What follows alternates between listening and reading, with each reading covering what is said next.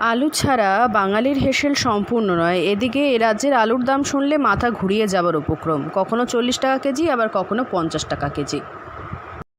আমাদের যে আন্দোলন সেটা হচ্ছে আমাদের এখানে যে হিমঘরে যে আলুটা মজুত রাখা হয়েছে সেই আলুটা সরকার বাহাদুর যেহেতু আলুর উপর রপ্তানির নিষেধাজ্ঞা জারি করেছে এবং সমস্ত বর্ডার সিল করে দিয়েছে, যার জন্য এখানকার কোনো আলু কোনো ব্যবসাদার ক্রয় করছে না। এই মতো অবস্থায় আমাদের যে আলুগুলো আছে আলুগুলো আমরা কী করব? তাহলে সরকার বাহাদুর আমাদের ন্যায্য মনে সেই আলুগুলো কিনে নিক।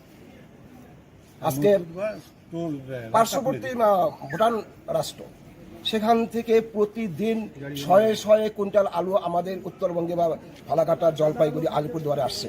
সেই আলু দিয়েই আমাদের এখানকার লোকাল চাহিদা মিটে যাচ্ছে। তো আমাদের যে মজুদ আলুটা হিমঘরে আছে, আর বিশেষ করে সরকার বাহাদুর কাছে খবর আছে যে এখানে ব্যবসায়ীর আলু মজুদ রেখেছে। আমাদের এখানে বিশেষ করে ফালাকাটা, আলিপুরদুয়ার, কোচবিহার, ধূপগুড়ি, এখানে 60 থেকে 70% আলু চাষি মজুদ করে রেখেছে।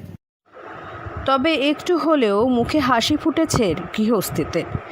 দাম কম ও সুস্বাদু ভুটান আলুতে ছেয়েছে বাজার। এই রাজ্যের আলু ভিন রাজ্যে রফতানি করতে নিষেধাজ্ঞা রয়েছে, আর এর জেরে সমস্যায় পড়েছেন আলিপুরদুয়ার জেলার আলু চাষিরা। কেননা হিমঘরে তাদের আলু পড়ে রয়েছে, সেগুলো বিক্রি হচ্ছে না।